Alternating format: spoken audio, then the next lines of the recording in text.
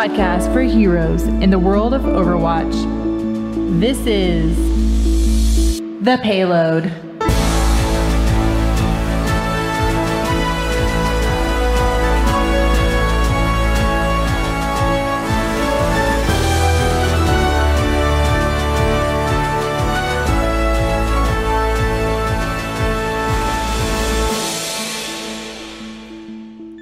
Hello, friends, heroes of Overwatch. This is The Payload episode 78, I think. Yeah, we're on 78.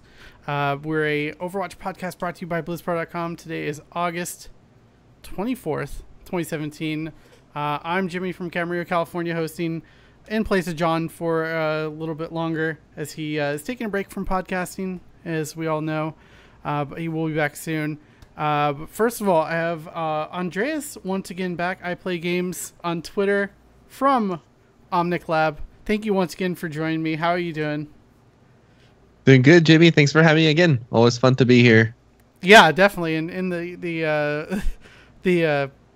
I guess what I always do is I spoil what we're going to be talking about. And there's a ton of news to be talking about this week, so I'm really excited to be digging into this.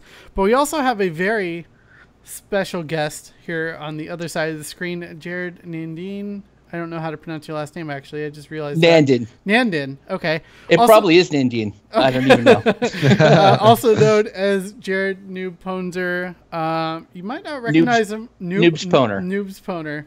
Yeah. See, don't worry, everybody gets it. I'm just butchering everything tonight. It's fine. Jarod and I actually go way back. It was what, the Cataclysm launch, I want to say, that we met? Yeah, I was going to say we both knew each other before we were famous. Yeah, exactly. Yeah. Well, I'm famous for being a meme. You're famous for becoming a meme in real life. Yeah, I think so. I don't even know. Sometimes I don't even know anymore. So tell people what they might recognize you from, and I guess a little story on that and how that kind of changed things a little bit for you, I guess. A little bit. No, I had a funny idea, and I'm a big guy, and I went and did the cosplayed the Jenkins the Griefer is the name of the character from South Park. The the guy that's, I'm going to do a little bit with my Overwatch black chroma keyboard. There you go. I got a little bit. There we go. Take a picture. Do a little of that. That's good. Spot on. Thank you. And I just decided I was going to do the cosplay. I thought it was a great idea. I thought it was hilarious. I was laughing at just thinking about it. I remember the moment I had the idea, I was like on Google. I was looking at a photo of him, and I just started laughing at the concept of me doing it as a cosplayer for like 30 seconds straight. I couldn't even breathe. And I was like, and then it was like, I think 6 months later, it was like BlizzCon, and I'm like, all right, I'm doing this. And so, yeah, it's been great. It's been amazing. And I'm super glad that it happened. Yeah, I've made a lot of friends. Definitely, and the rest is kind of history. But you and I were friends before that. Yeah, a lot before that because of the Cataclysm.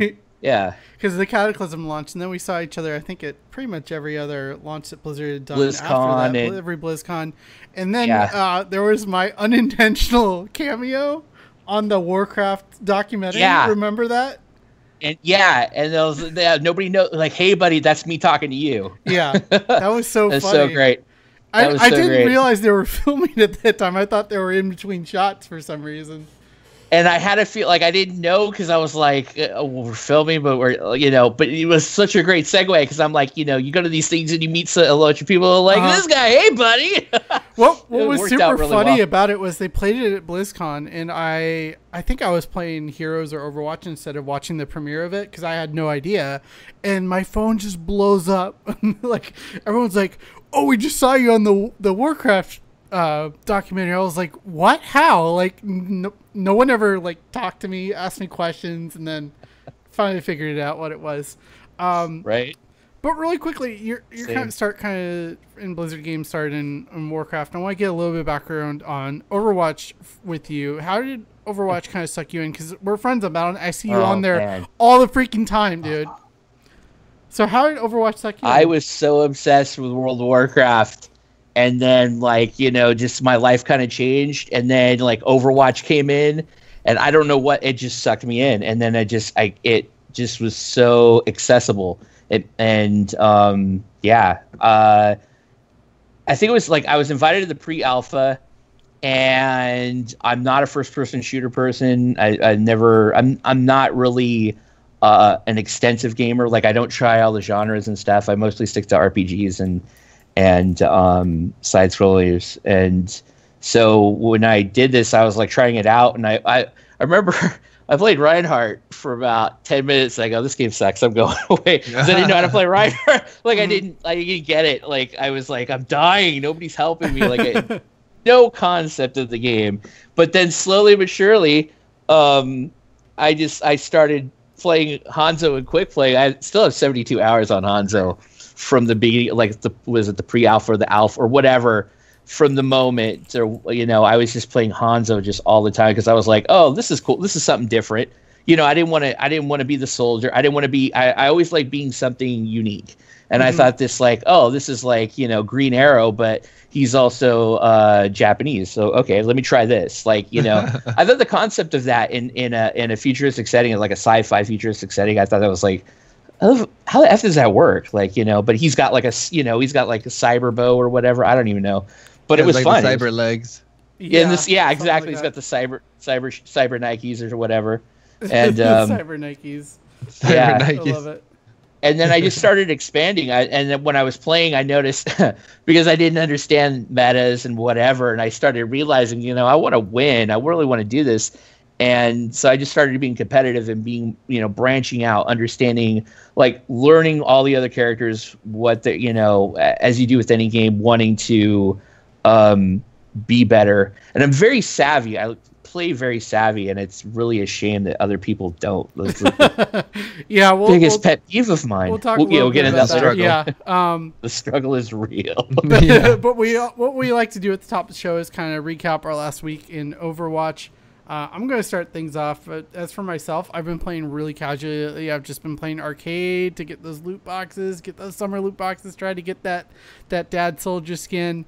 And a little bit of quick play here and there. But the fun thing about mystery heroes is I'm playing heroes that I almost never play, which is kind of fun to change it up a bit. And I do plan on doing my competitive placement matches this weekend because season's almost over. I was going to say, what... You're going to place, and that's going to be it. Yeah, huh? That's pretty much all it's going to be for me this season. At least get those competitive points. Yeah. I'll stack with you. I don't mind. I'm going to lose CP anyways. I might as well try to help you. Might as well do it with a friend. Andreas, how about you? How has your week in Overwatch been? So far, so good. I've been playing mostly on my Smurf. I got my main account up to Masters, and I've kind of just like lingered in there. I've played the matches enough to like not decay and kind of like keep me up there.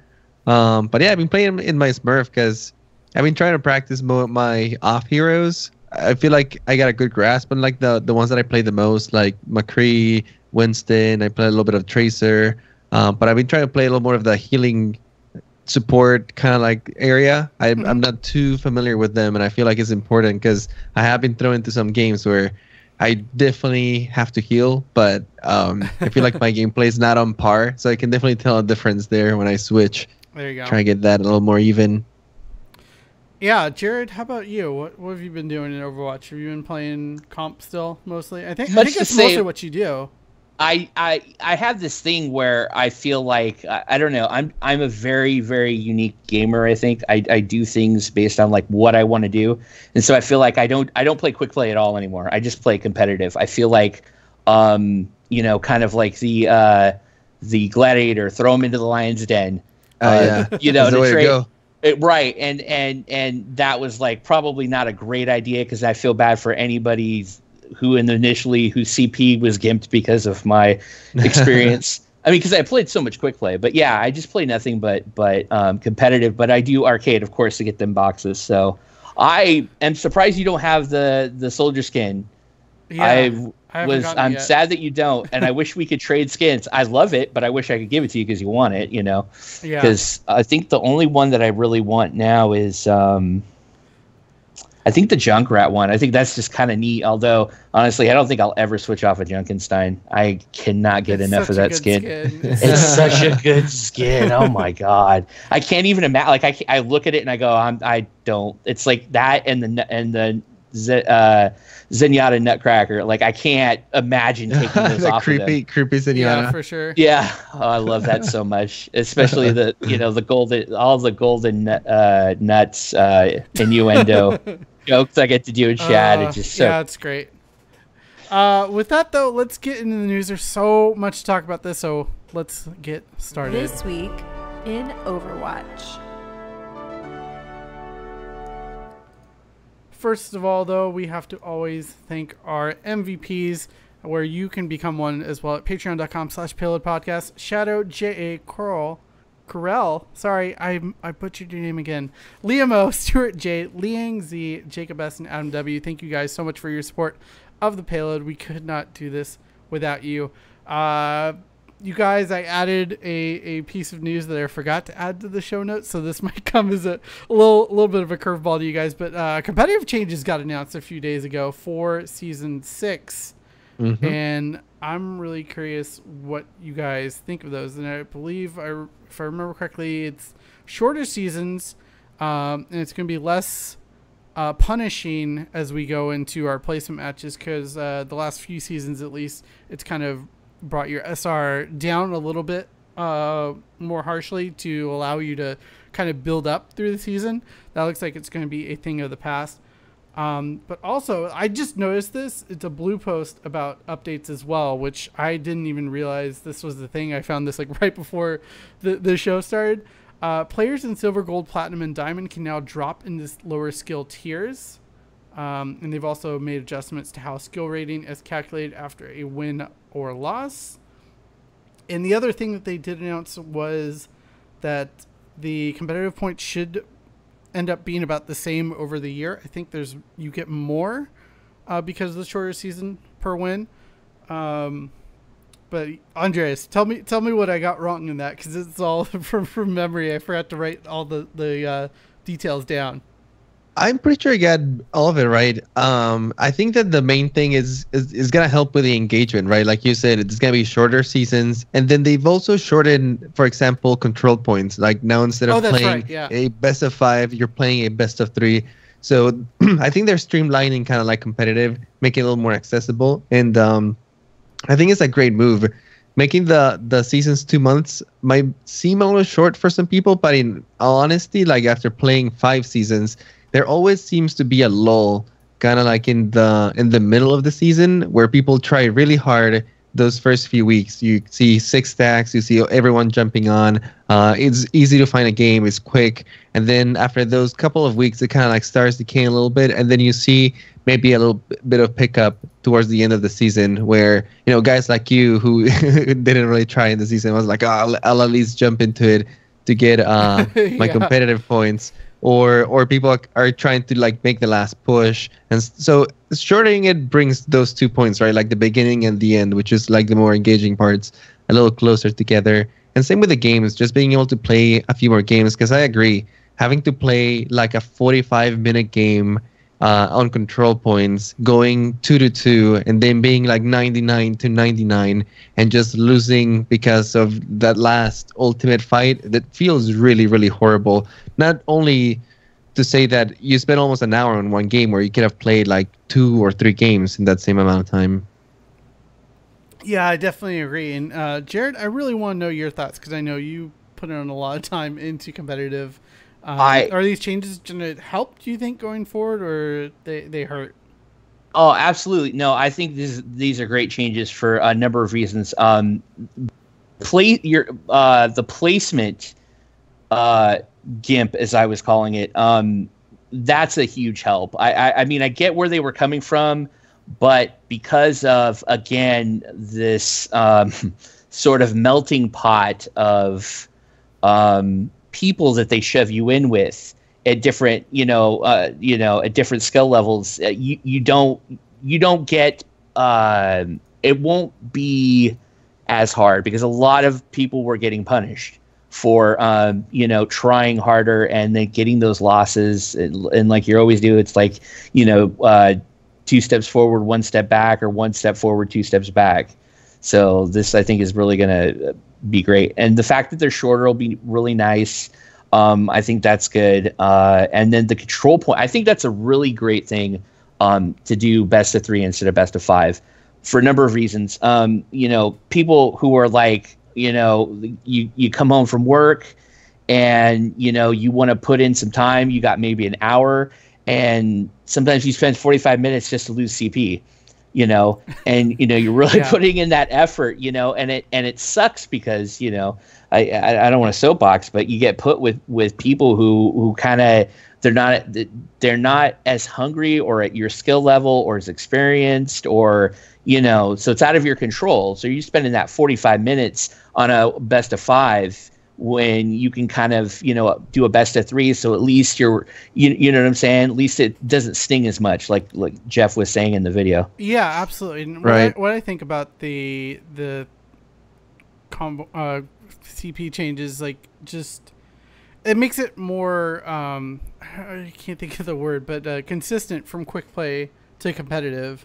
It doesn't like confuse people between those modes. I feel like instead of it, you used to play best of 3 on these, and all of a sudden it's best of 5 now. Oh my goodness, it's a little bit of a different feeling. But I do like these changes. I think this will help encourage people to play more, and I definitely am a huge fan of the placements being a little bit more consistent, because there was one time between like season 2 and 3 where I dropped like 700 or 800 skill rating or something like that, just based on the placements, and it really felt bad and really demotivated me from playing competitive. But I think this is a good step forward. Just small changes here and there, nothing too insane, but we'll have to see. I know one thing people complain about a lot is people leaving or griefing in games. Jarod, do you see that a lot in your games? Because I feel like the people who say that are maybe louder than the whole community, but is that something you see a lot?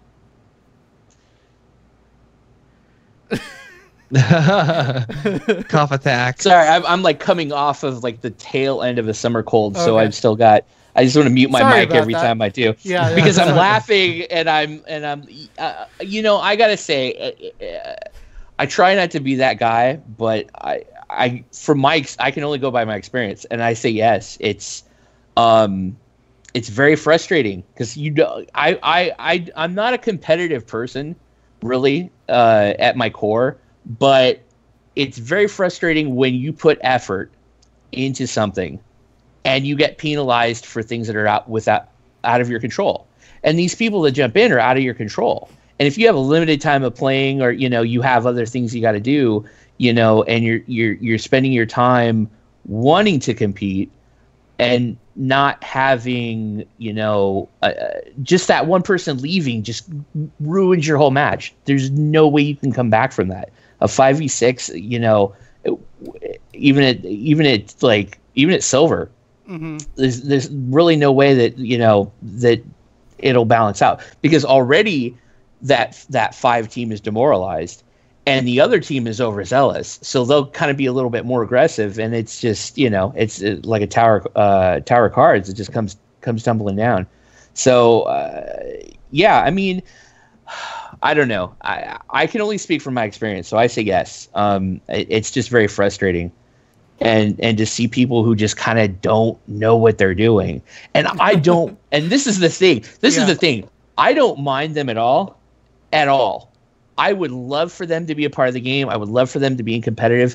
I just don't feel that I should be playing in games with them, and what their actions do affect my CP when I'm trying to show that this is my skill level. Now, I'm not great. I'm not saying that by any means. But again, it's the putting in effort, and you have these 5 other people are wild cards, and you don't know what you're going to get. You have to hope that system is matching you, and I gotta be honest, it doesn't. There's a lot of times I'm either on the team that completely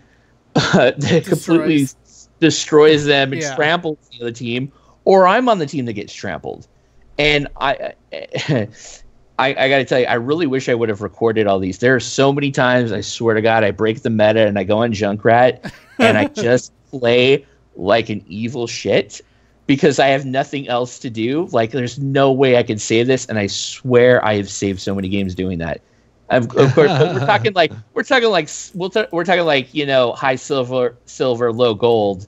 So I mean, it's really nothing fantastic, but the fact that it works, or the fact that that's what I have to do that, because I'm pragmatic. So whatever I need to do to win, I tell anybody, jump on anything you want, as long as we win. You can play Torbjorn as long as you play the best effing Torbjorn.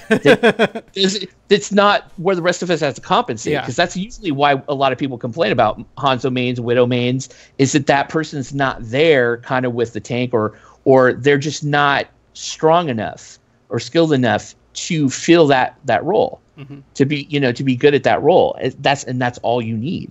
So we don't have to compensate for that, and that's usually how defense teams fall apart and attack teams fall apart, because of those picks of people who want to play those characters. And I want to stress, I want everybody to play what they want to play. I want everybody to main what they want to main. But I can't even do that. I have to I'm versatile. I can play almost anything except for the snipers, and I'm not really great on Roadhog. But I try to play like every character, and anytime I jump in there, and I know, I love playing, like, I love being what's it called? The filler, I guess you could say. I know exactly what you're feeling there. But I don't know. I hope I haven't soapboxed too much, but no, that's fine. I'm always curious on your thoughts, just because I know you play a lot of comp in Overwatch. But there's so much news to get to, so we're gonna have to just press forward. The competitive stuff, really cool. That's coming out very soon. I think it's the 31st next week. Is season 6 starts. So I believe very so. soon. Very soon. It's on the 20th. Yeah. Yeah. So get your games in if you're watching this live, and if you're listening to the VOD or podcast, you have till August 28th. Go do your placements like me. So Gamescom has been this week. It's still going on, but Blizzard made all their big announcements, and I think the really interesting one was the May short that got released at Gamescom. What I thought was interesting was, I know you mentioned this, Jarod, on your Facebook page, was that we knew what the story was for May and her origin story. I guess I was a little surprised that this was exactly what they did. Like, it's like going into a movie knowing what's going to happen at the end and still seeing it happen and being very emotional. Andreas, I want to know your thoughts on this, and how does it compare to the other shorts, especially having just one character basically in it. Oh, I really love the shorts. I think I've loved all of them so far. All of them are super inspirational, and I don't know, they make my hairs stand up a little bit when I watch them. I really enjoy them too, because I get to watch them with my girlfriend, and she enjoys them too a lot. So we watch them together, and she doesn't really play the game, but she likes the characters, and she likes the whole lore behind the game. So I don't know, it's something that we can share together, and she gets really excited for them too. So I don't know, I look forward to them. I want more of them. I wish they would make like a whole animated series, maybe like a comic style, like how they did like the Doomfist Genji one. Yeah, I know I've said it in my podcast several times, but if there's anyone from Blizzard listening, please make it happen. That would be freaking awesome. That would be amazing. Jarod, what do you think of the short and how it stacks up to some of the other ones that Blizzard has released? I loved it. I loved every moment of it. Going back to what you said about people, at least what I posted on my page last night, is I was watching some of the reaction videos, and I was very surprised. And I've been reading posts. I'm very surprised at how many people were blindsided by that. Because I heard that it feels like a year ago that her backstory was that she was the sole survivor in the Antarctic base, and she lost all of her friends to the cryostasis accident. Wasn't it when they opened that map, they released that little tidbit of lore to that, I feel like. I heard it before then. I remember distinctly. I remember, I don't know where I heard it. I don't know if it was on I think it was on somebody's video, like Nickel, or probably not that. I don't know how long he's been active, but I heard it somewhere where they said it, and we were having a conversation. It was probably in a game, and it was like, oh man, and well, you know, and then not having sympathy because it's May, but watching it, like the whole, like just like the whole thing, the opening, she's talking, and I'm like, oh crap, here we go. And yeah, you know, and that whole, like, she literally, they show her just, she did not move for 24 hours. I don't know if anybody got that, but she was sitting there. If you notice the shadows of the light changing in the room, that once she like saw that, and she just sat and wept and just stayed there for like 24 hours because she was so, you know, in grief. Yeah. I mean, it was just, absolutely, like, just really heart-wrenching. I mean, Blizzard knows what buttons to push. They're it's so like, good. And they do it in such a short amount of time. I mean, this was one of the longer shorts, at what, 9 minutes or something like that. But still, like, just in this, it hits small you amount fast, of time, though. Yeah, and it's so hilarious. You know what's funny too? There's such obvious buttons, and you feel like, for me, I feel like it's such a cliche. It feels super cheesy, yeah. Right? It does, but there's something that works. It works, and it's very smart, it's very intelligent, and it's kind of like, it's cheesy, but it's not cheesy at the same time. Mm-hmm. Because it's like, I guess, like the base human emotion that just like everybody can relate to, of grief and loss and loneliness, exactly. The determination to overcome, you know. Yeah, just I was all gonna say, like, I feel like all of the shorts in general, they all have this message at the end of we're gonna push through, right? Like, these are some hard times, but no matter what, we want to push through. And you see that in the Soldier short, you see that in the Dragon short, you see it in the Last Bastion. Basically, all of them end up with, like, the characters having this struggle and then being like, no, we want to come together as a team, as in this case Overwatch, and like overcome this. And I think that it's so relatable as humans, you know, just to watch that and be like, yeah, I want that too. Yeah, absolutely. Yeah. Really quickly before we move off of the May short, the internet sleuths out there think they found the next ARG when the screen or the camera panned over that keyboard. What do you guys think? Is it happening? Is this it? Is this Stormbird 2.0? Okay, wait. Did anybody else talk about that? Because I posted, like the morning after. Remember, I told you I woke up late and I saw it, and I saw it, and I started posting out. Was there anybody else that talked about that? Because I looked around and nobody else was talking about that. I posted it on the forums and I got nothing. I haven't heard, and I'm like, too much. It might have been you that I got that idea right? From, but I don't know. I want to know what this keyboard is. I mean, I don't know if you see it, it's like Winston's keyboard, but the keys are different. Her shift key is like a keyhole, and which is not Winston. Winston's got a bunch of banana hotkeys too, which is awesome. But it's a little bit maybe different. They're just both members of the mechanical keyboard subreddit, and they all have custom keycaps. Maybe that would be great. I talked with somebody, or somebody had responded, you know, and said that it's because they localize each of the shorts to each language, 13 plus countries or languages or whatnot, and so they can't digitally change the keys for each region. And I thought, my response to that was, but wouldn't that, because I mean, Blizzard, it has one of the great things about this is they have really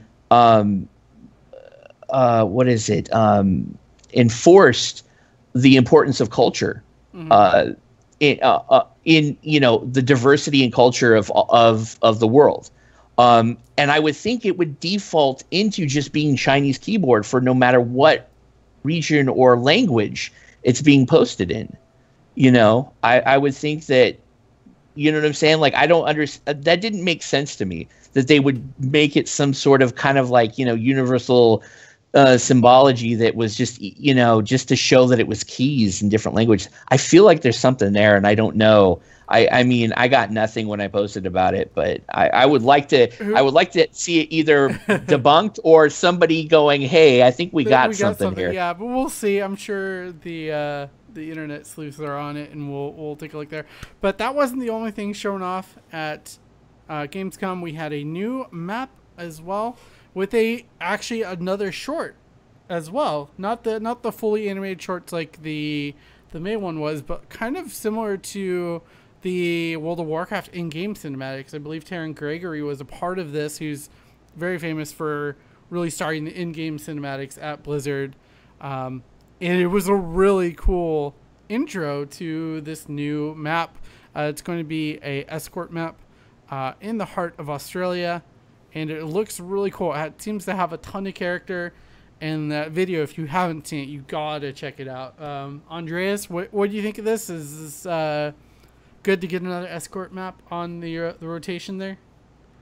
I like escort maps. Route 66 is probably one of my favorite maps. I really enjoy playing in the map. I think the dynamics are pretty cool.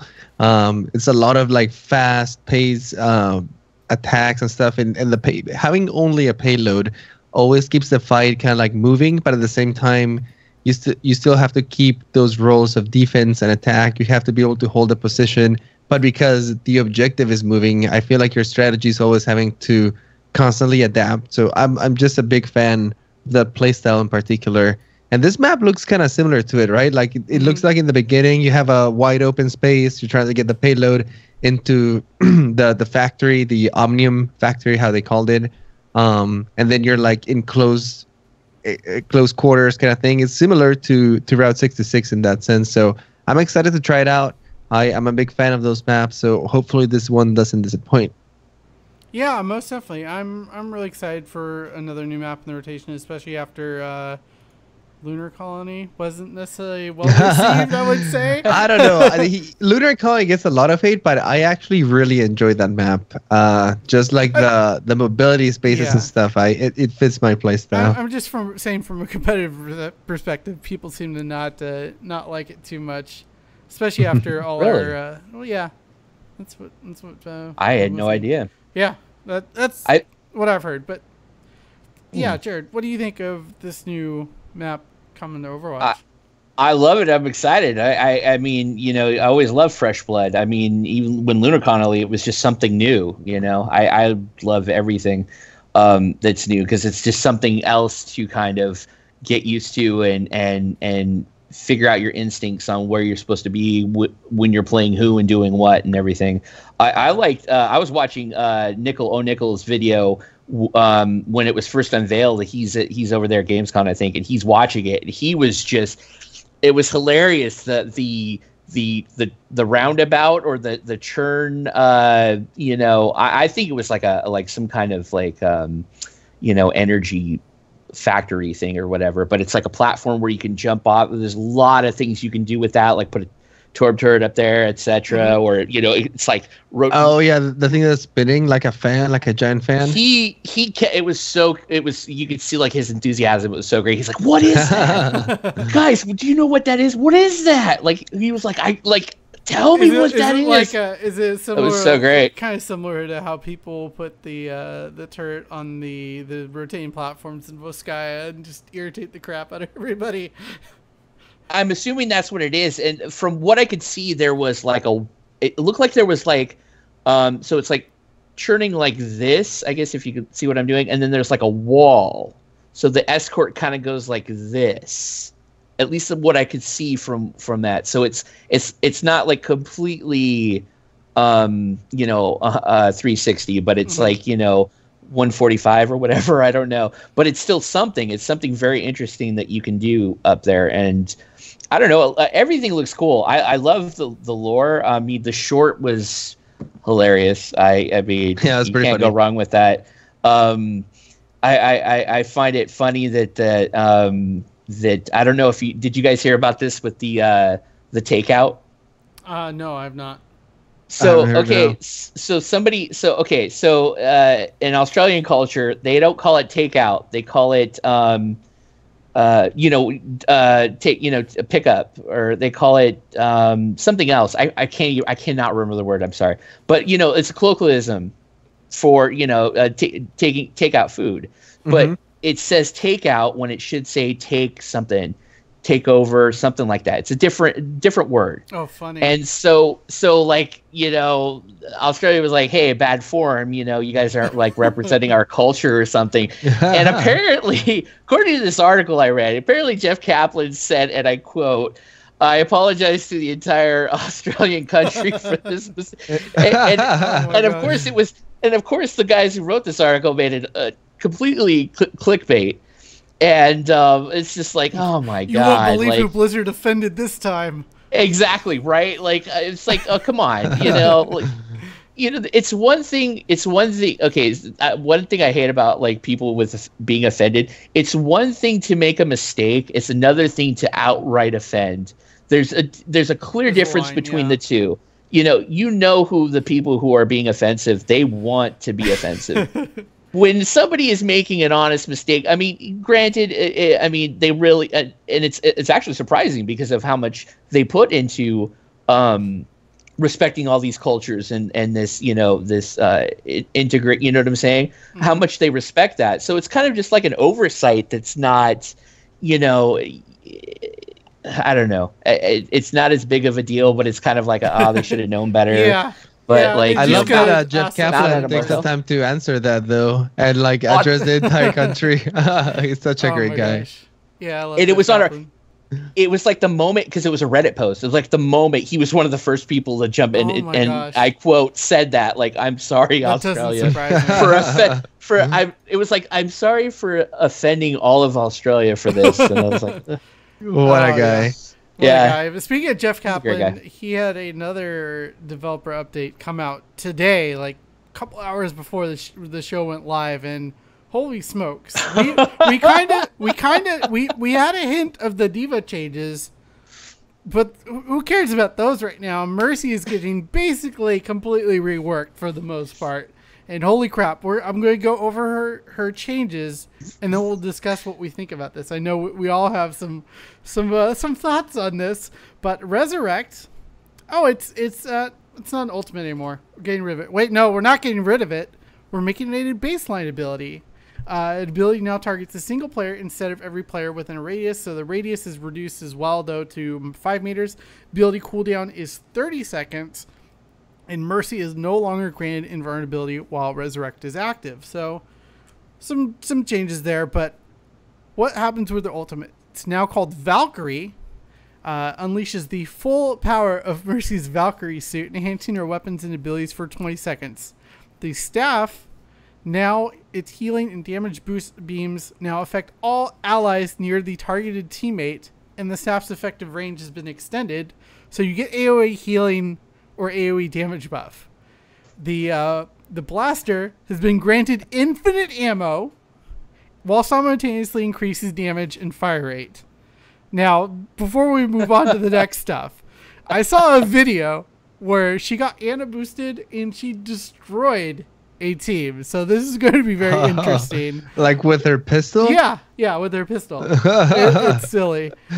Battle Mercy is real, boys. Battle Mercy is a real thing. Guardian Angel, increased range and movement speed. Resurrect, the cooldown is instantly reset now when Valkyrie is activated and reduced to a 10-second cooldown after the initial cast. Hover, Mercy gains the ability to fly freely at increased movement speeds. Like when I first saw this announced and saw videos of it, I literally thought it was a joke. I was like, wow, someone put a lot of work into making a troll post. But no, this is actually true. And regeneration passive no longer interrupted when Mercy takes damage. Now that's all just during the Valkyrie new ultimate ability for Mercy. Boy, the comments have been crazy about this, but I want to hear, Andreas, your thoughts first on this. Is this good changes for Mercy? I mean, it really changes her to a more active playstyle, it feels like. Yeah, I think these are some really, really awesome changes. I think that they've basically taken away everything that people don't like about her and given her a way higher skill cap and a way more active playstyle. I think that Jeff Kaplan addressed two of the things that are really annoying about her. And one of them is, as a Mercy player, having to abandon your teammate or your teammates, and not only that, but actually hoping that they die. And I think that's like super counterintuitive, right? In the game, we should be trying to engage together, keep everyone alive as much as you can. But like the way that the rest would work, it would encourage this really weird behaviors. And like it's happened to me more than once in the middle of the fight where you're trying to fight, give it your all. You stop getting healed because Mercy has to go hide, right? She cannot be poking or she's going to be the first target. And then you're at this crossroads where you're like, okay, should I go die on point right now? Or should I try to keep myself alive for a little longer and maybe try to get the kill on this, I don't know, Lucio or whatever is harassing my other teammate? If you don't do it at the right time, then your teammates died at different times. The Mercy Rest is not as effective. And it's just counterintuitiveness all over the place.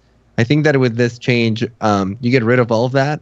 There's no more waiting to get a 6-tuple rest of any sort. You just pick your target when it's needed the most. Your judgment is going to be really important for this. I imagine they're always going to try to keep your tank alive or your main DPS alive. If somebody gets a pick on you really fast with a big ultimate, maybe you can use your rest in that moment to keep the momentum while negating that one single piece.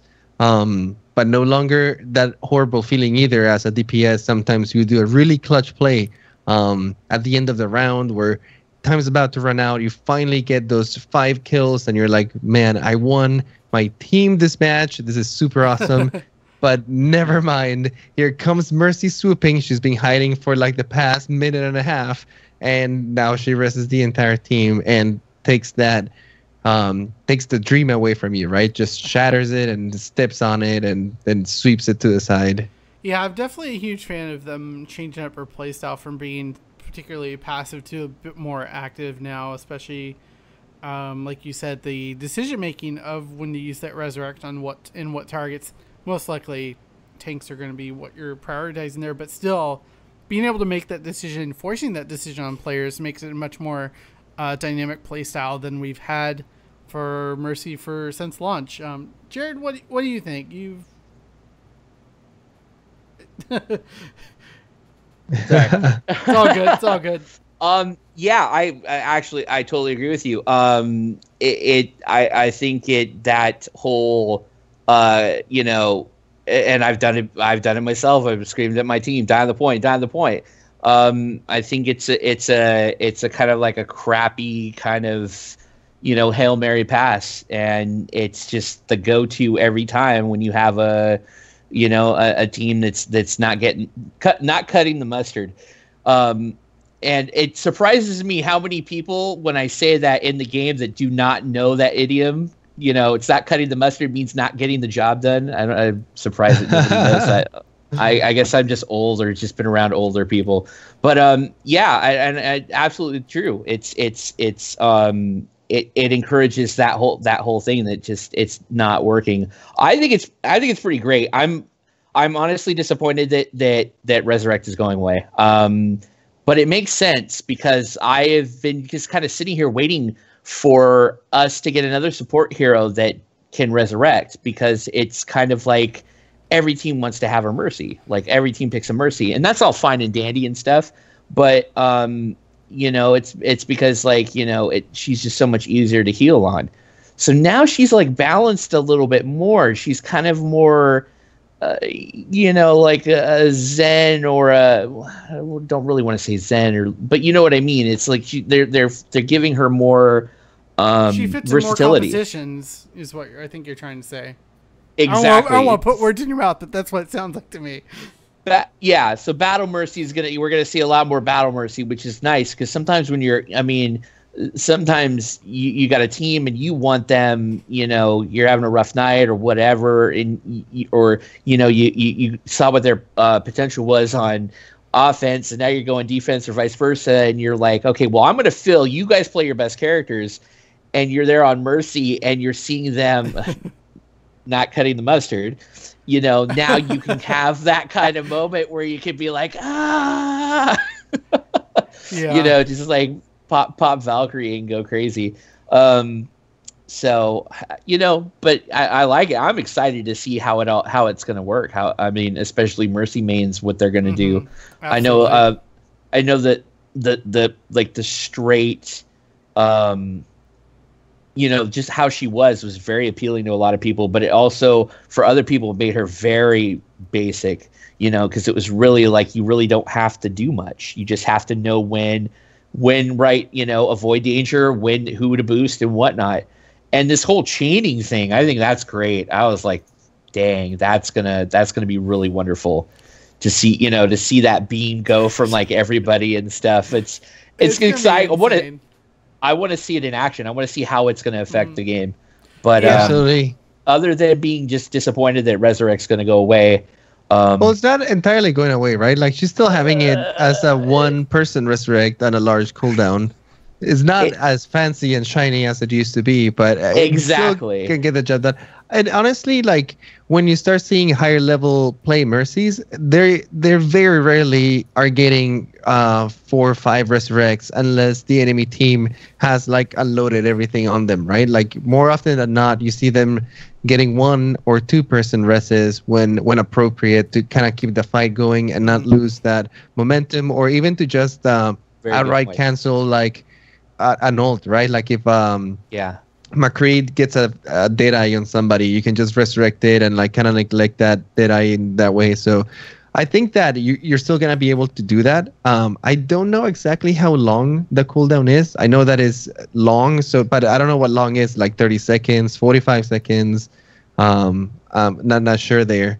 I'm excited to see it though. I think that the playstyle has become really active. It's encouraging Mercies to kind of come out of hiding and be right there in the middle of the battle.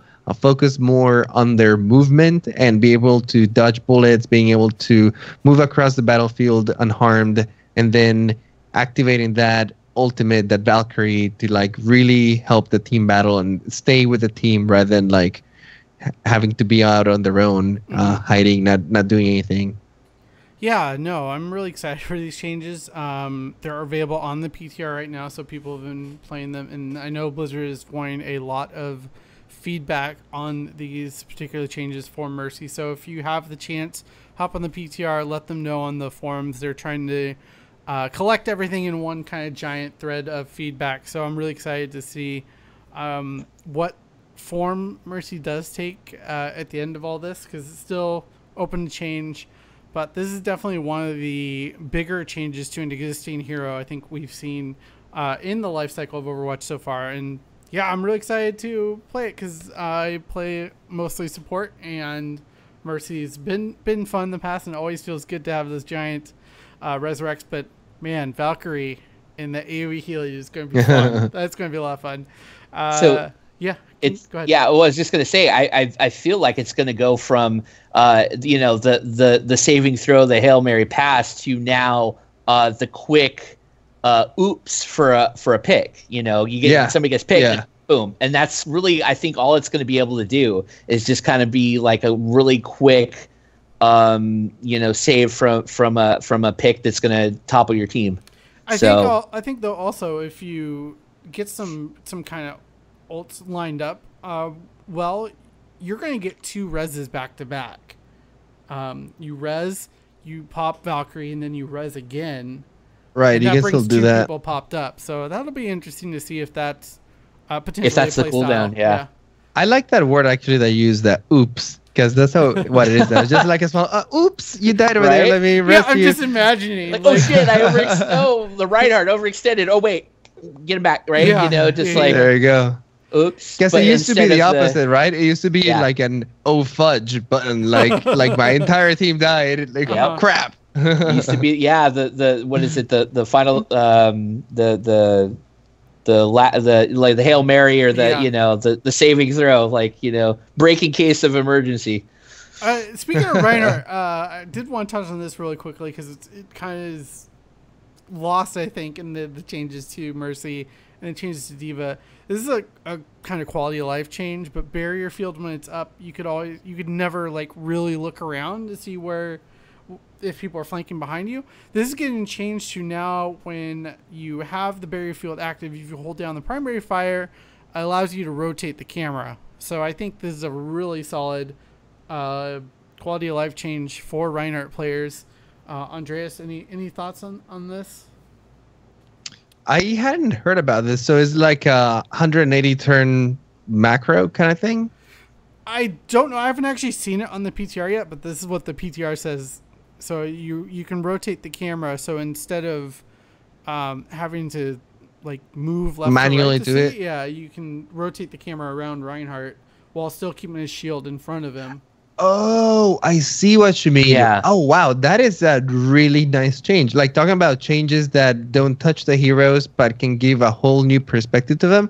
That's really interesting because one of the things with Reinhardt is that once your shield is up in a certain direction, you sometimes want to keep it in that direction, but you also want to know where your teammates are, right? Because you are the tank and you need to be orienting yourself based on your team and the enemy team.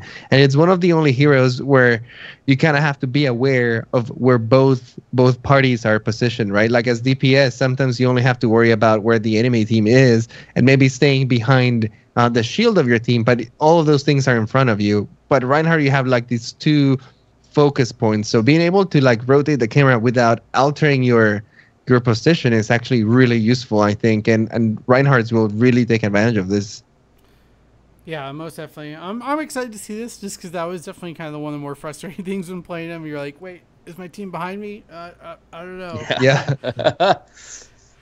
Yeah, exactly. I feel the same exact way. I think this is really great. One of the problems I do have with Reinhardt is that I can't see the chevrons behind me, so I don't know where my team's going to be. And this is just going to be great because that's one of the things is that, you know, you're trying to figure out a lot of the times you've got, you know, the diva, the tracer, or the whoever trying to flank you, and, you know, you got the main focus of the other team. So you're trying to like figure out how you're going to angle your shield so that you can protect your team or yourself so you're not getting hit. So this is just going to give you more situational awareness, which is going to be really great. I have really good peripheral vision, and it's been very hard for me to play this game in first person because I'm used to, like, you know, World of Warcraft and third person views. So being aware of my surroundings around my character is very important to me, and how I play in my instincts. So I think this is going to be really great. It's going to help when I play Reinhardt, and I play him a decent amount when depending on the map and whatnot. So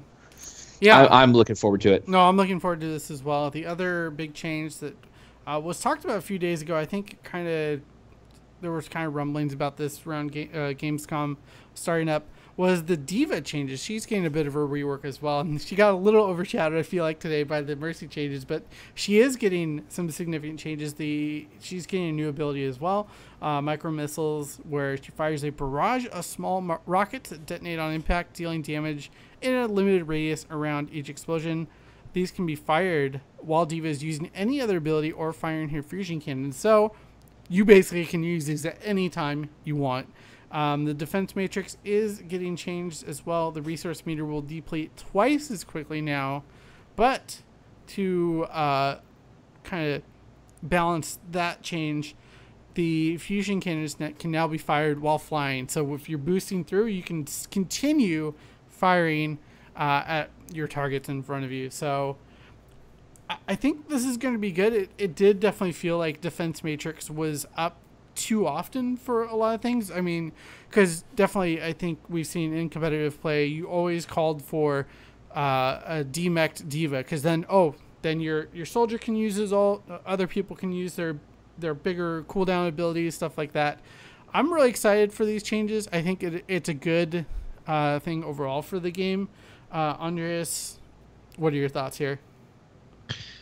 I think in general, these are interesting changes. I want to see what happens with D.Va.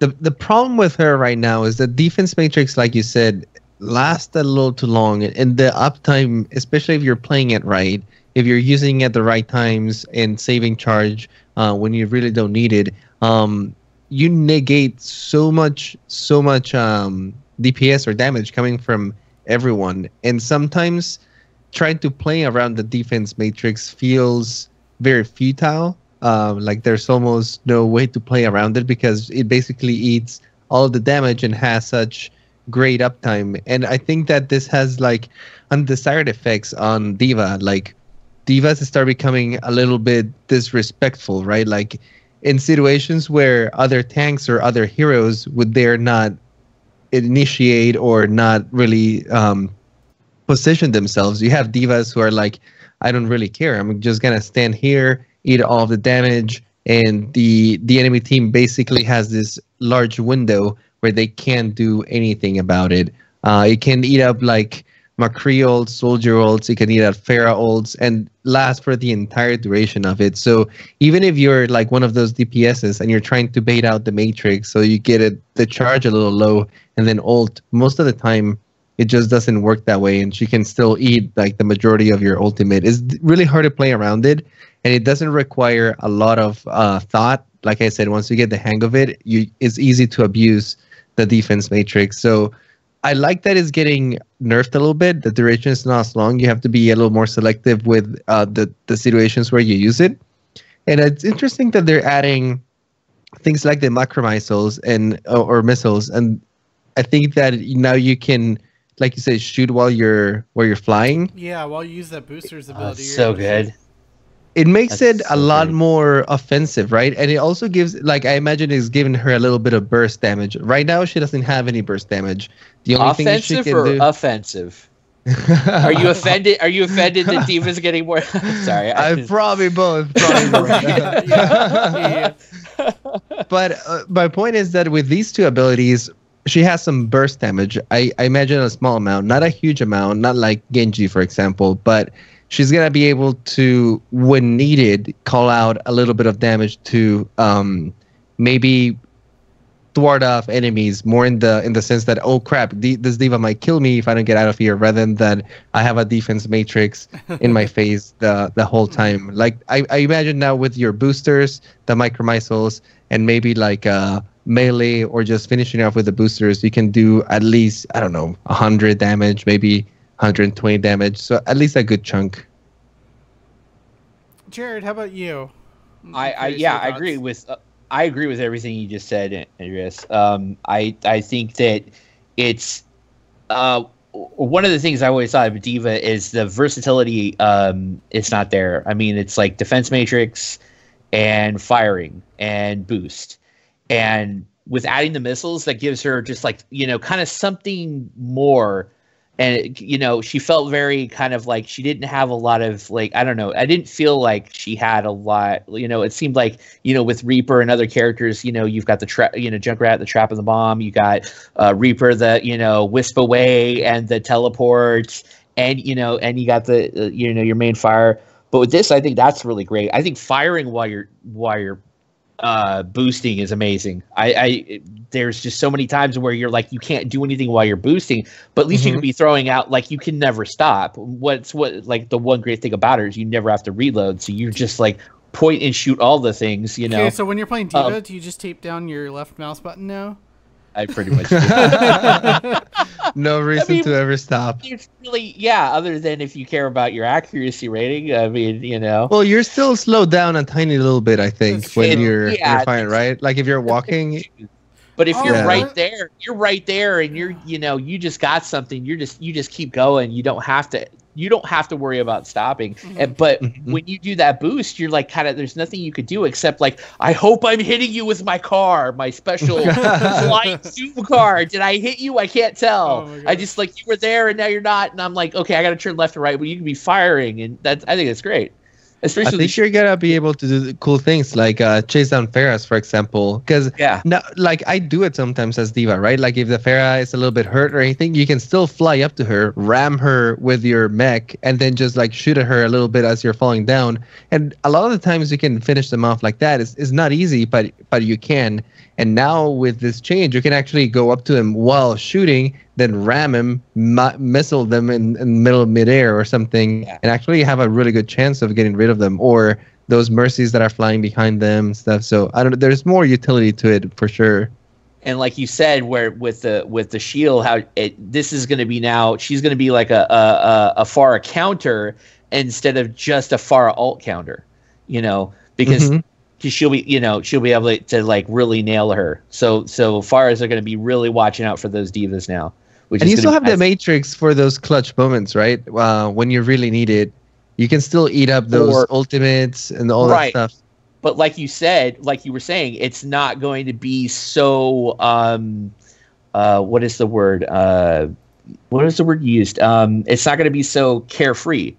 Yeah. It's not going to be so easy to just, churn and go boom, and then fly up to her and then bam, she's dead. Because, a lot of the times, and I'm a kind of a far main sort of, and I've so many times I've screamed, kill the diva, make sure get the diva out of the mech so I can hold on these people. Exactly. She's gonna shut you down like a Blockbuster Video. If you're old enough to get that reference, you'll know. Which is That's a good one. Good. Which is one thing I like to do when you steamroll a team. I go, damn, you got shut down like a Blockbuster Video, and then it just really shows how old these people are that are playing this game. Then you find out if that person raging is actually 12 or 36. Exactly. Oh my goodness! But you gotta read in between the lines. Yeah, definitely. But yeah, those are the PTR changes that just dropped a couple hours before we went live with this. So I'm really excited to see how these changes come in when they come online, especially with the other changes as well. We talked about that on episode 77 with Andres and I about the Junkrat changes and all that. So tons of stuff coming new to Overwatch, not just content, but changes to heroes as well. We are running a little long, but I did want to talk a little bit about some esports news. We did have our final 2 teams qualify for BlizzCon, and it did end up being the United States and the United Kingdom. So the 2 united countries made it through. America. U.S. looked completely dominant the entire qualifier. I mean, they really did not drop a beat to allude to that, but they really looked very strong, and I don't know if that means they can contend against South Korea, but they looked really good. Ooh, I don't know. So, okay, here's my take on it. And I love the U.S. team. Don't get me wrong. I think they are one of the strongest teams going up into the World Cup right now. We saw it in the qualifiers. They did a really great display. Very few teams had a chance against them, although some teams did went toe-to-toe with them. And I think that's where I start doubting it a little bit, because even though the U.S. was able to go through it without too many hiccups, South Korea just looked like they were going into their playground and just doing whatever they wanted, pulling out these crazy strategies, and just kind of they generally looked like they were enjoying themselves. And the U.S., the U.S. had to work for it. They sweat in some of those games, but I'm really glad we have this team. It's definitely looking better than last year, and I'm super excited to see that U.S. versus South Korea. See if at least we can take one game from them, because nobody has been able to. No. It's what the hell? I feel like I mentioned this last time, but I remember sitting in the Overwatch stage last year getting so excited for the U.S. South Korea match, and they just got completely steamrolled. Man, it was yeah. so bad. But yeah, I'm really excited for BlizzCon. United States, United Kingdom joining the 6 other teams: China, France, Sweden, Australia, South Korea, and Canada. Quite the stacked lineup for the Overwatch World Cup. It looks like we'll have some really good matches, and that's only September, October, 3 months away. Less than 3 months. So I'm excited. They always come and go so fast. I know. Jarod, I have no idea. Do you watch any esports at all, or? I do a little bit. I'm not very familiar. I mean, I'll catch a couple of games. I'm not. When I was a kid, I used to watch sports a lot, but I really should. I should watch it more. But I'm definitely excited. I just want to tangent and make a joke real quick. Go for it. It's not completely accurate, but I really wish that America and Korea would be in the finals, so that that will solve our current political problem we're having. Oh my goodness! I wish that would be like the qualifier, so we could just all stop getting crazy about that. Geez. Yeah, I mean, I'm, and I was gonna say, I just wanted like 5 seconds. America, fuck yeah, So it's good to see it's good to see your home country, excelling. And I joke a lot that and I hope this is taken with a great assault that Koreans are genetically superior to all other people at playing video games. They're just so good, It's their infrastructure, really. They are. It really is. And their culture. Agree. Yeah. The infrastructure, the culture, it's all of that. It is that the system of that allows them all of that. Absolutely. But I mean, I'm glad to see, it's nice to see that, like, maybe we could take it. But I honestly, I'm happy. I'm a may the best man win type of person. So even if my team doesn't win, as long as everybody plays their best and has the ability to compete at their level, I'll be happy. That's all I want to see in any kind of competition, especially when I play Overwatch. Yeah, most definitely.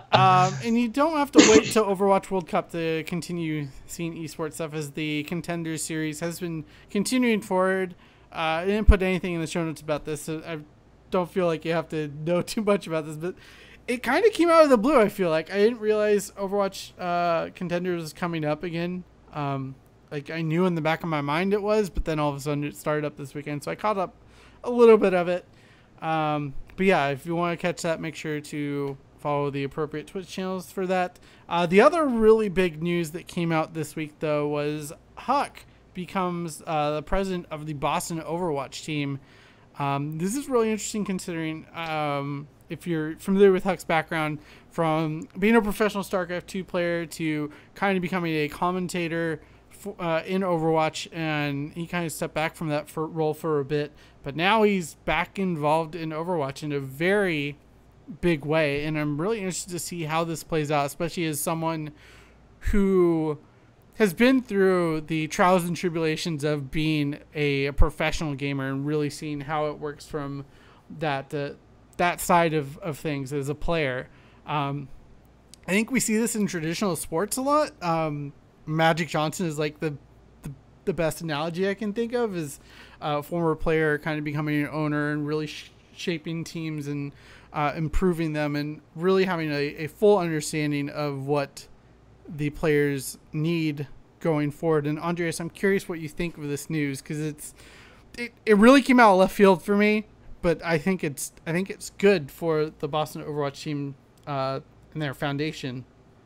Yeah, Huck isn't a very interesting person. I had the pleasure of meeting him briefly on the E-League tournament that happened over here in tournament broadcasting. They did this huge tournament with Misfits versus Envious, and he was a caster for it. I got to talk to him briefly, and he's been all over the scene in Overwatch, right? He's been in the casting side. He's also been a pro player. I believe he participated. Canada, I believe, right? Yeah, he participated in last World Cup as well. So he's been both as a player, competed at the top end. He's been a caster, and now he's going into I guess the management side of the team. And I think he's an interesting guy. I think definitely people see something in him. Not only he was a pro player, a very successful pro player, probably the most successful pro player in the West for StarCraft. I'm not saying the best player, but the most successful in terms of tournaments won and just like the general, the crowd that he had, right? Oh yeah, definitely.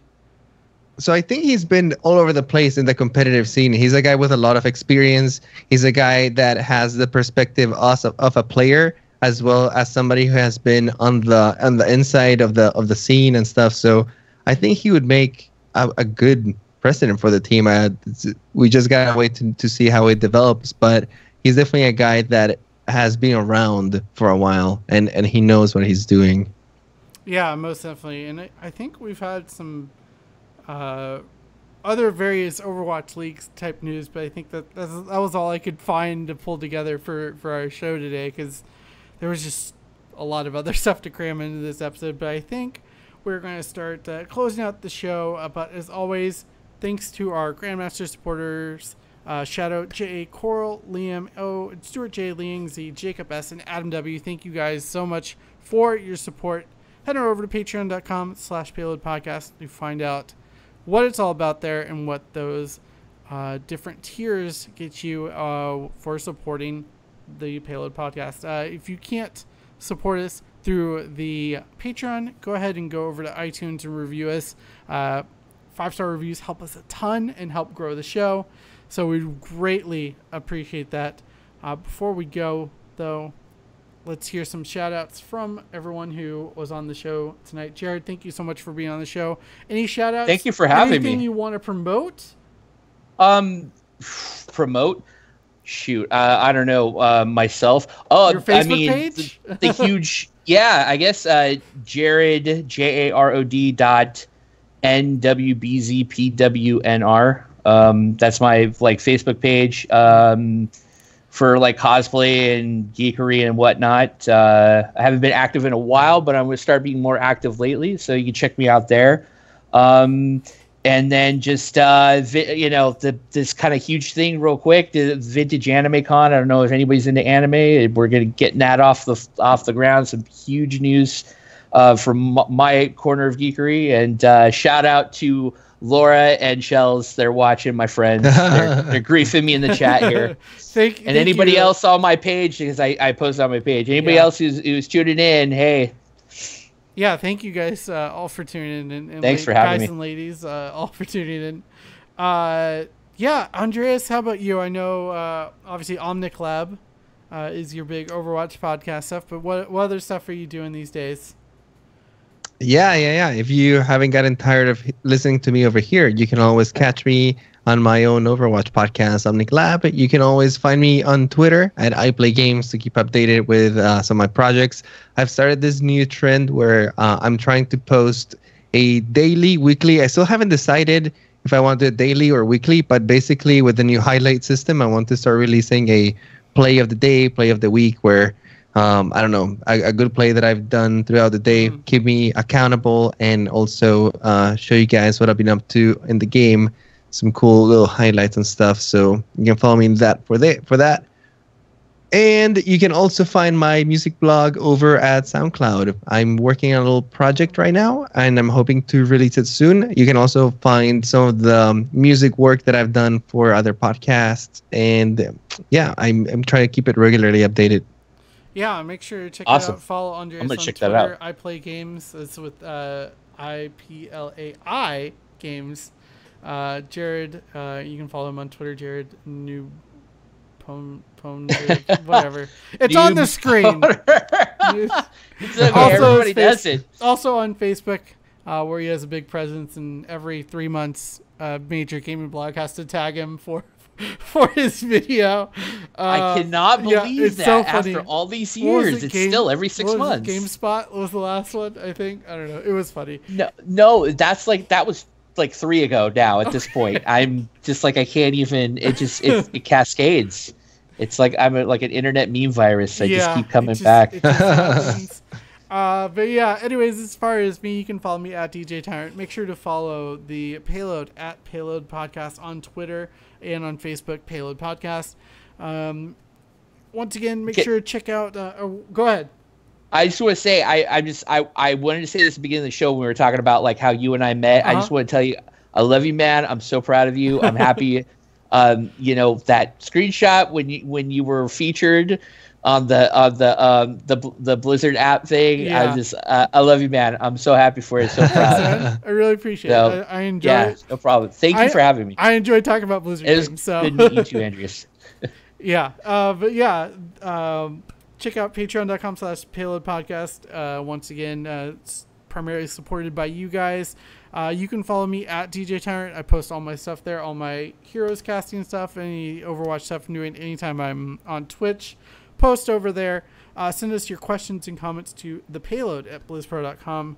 And as always, we love your 5-star iTunes reviews. Take a second, leave a 5-star review, and we'll try to mispronounce your name on the next show. And of course, special thanks to Jake Butno for the music.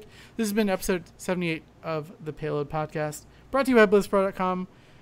Enjoy your time in Overwatch, and we will see you next week.